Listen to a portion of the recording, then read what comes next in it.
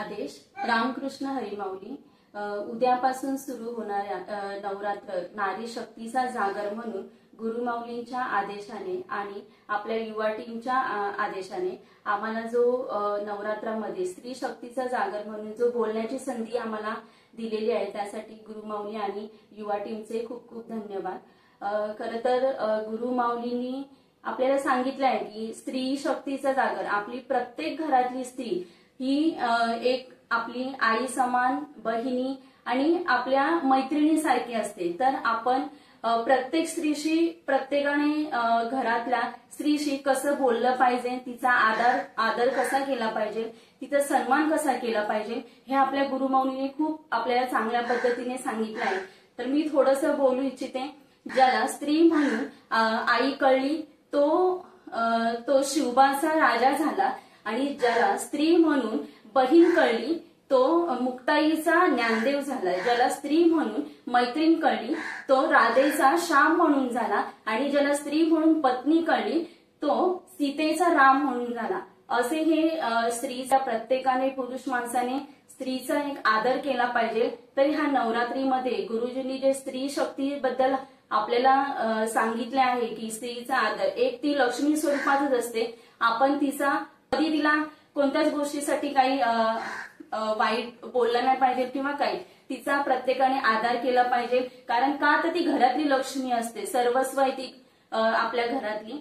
तर हे मी एक बोलू शकते आणि की मी आपले शुभ सुविचार एडिटिंग वगैरे करते आणि आपले व्हिडिओज पण असतात एडिटिंग। मला याच्यामध्ये खरंच खूप इंटरेस्ट वाटतो। एक म्हणजे आपण बोलतो ना एक आवड निर्माण झाली मला त्याच्यामध्ये, म्हणून मी असं ट्राय करत असते काही ना काहीतरी। आणि गुरुजींनी ती माझ्यामधली कला ओळखली आणि गुरुजींनी मला सांगितले की ताई तुम्ही हे करू शकता, म्हणून मी गुरुमाऊलींच्या आदेशाने शिकत आहे। कारण आणि आमचे प्रेरणास्त्रोत हे आमचे गुरुमाऊली आहेत। आज गुरुजींनी जर सांगितलं नसेल की तुम्ही हे करू नका, तुम्ही हे करा, तुम्ही याच्यामध्ये खूप म्हणजे चांगला इम्प्रूव्ह करू शकता, त्यासाठी गुरुजींनी मला सांगितले की तुम्ही हे ताई खरंच चांगलं करू शकता। म्हणून मी त्यांना एक आधार म्हणजे माझं प्रेरणास्थान मी त्यांनाच मानते।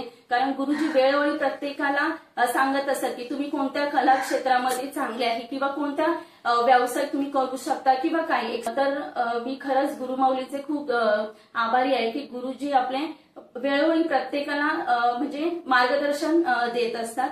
आणि बोलायचं झालं तर गुरुमाऊलींच्या आणि गुरुपरिवाराचं युगेश दादा, ज्योतिर्मय दिदी आणि पारायणीताई माऊली आणि आपले राजेंद्रनाथ गुरुमाऊली। तर मी यांना म्हणजे त्यांचं आभार व्यक्त करते की त्यांनी आपल्याला वेळोवेळी असे मार्गदर्शन म्हणजे युगेश दादा एवढे लहान वयामध्ये पण एवढं खूप काही गोष्टी सांगतात की मूर्ती लहान आणि कीर्ती महान आहे। तर ज्योतिर्मय दिदी पण कालच्या आपल्या नाथ उपासनेमध्ये गुरुमाईंनी खूप छान मार्गदर्शन आपल्या सगळ्यांना दिले। त्या पण बोलल्या की माझं स्ट्रेट फॉरवर्ड बोलणं मला पटलं तर घ्या, कुणाला माझा राग पण येईल, मी गुरुजींसारखी नाहीये। आणि बरोबर आहे, हे गुरु आपल्या आई वडिलांची सासू सासऱ्यांची जेवढी आपण सेवा करू तेवढी आत्ताच करा, तुम्ही गेल्यानंतर काही फायदा नाही केल्यावरती।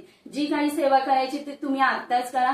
तर हे गुरुमाऊलींचं व त्यांना वंदन करते की आपण जे बोललात ते आम्हाला खरंच पटलं आणि यापुढे आम्ही अशीच सेवा करत राहू। आणि गुरुमाऊलींचं बोलायचं झालं तर गुरुमाऊली सगळ्यांनाच म्हणजे बोलतात। सध्या गुरुजी चिडलेले नाही पण गुरुच्या मागे काहीतरी एक हेतू, कोणीही म्हणजे कितीही चिडलेले असू दे तर आपण त्यांचा बोललं नाही पाहिजे की गुरुजी मला असं का बोलले किंवा वाईट वाटून नाही घेतलं पाहिजे। याच्यामागे काहीतरी नेमकी त्यांचा हेतू असेल की ते आपल्याला ओरडतात की आणि त्यामुळे ते पुढे जाऊन एक चांगले स्वावलंबी होऊ शकतात। तर असं हे गुरुमाऊलींचं जेवढं बोलेल तेवढं आपण मार्गदर्शन आणि ते बोलेल ते त्याचा कधीही कोणी राग व्यक्त न करता आपल्यासाठीच ते चांगल्यासाठीच सांगत आहे, त्यासाठी आपल्या भविष्याचा ते विचार करतात। आदेश गुरुमाऊली, धन्यवाद।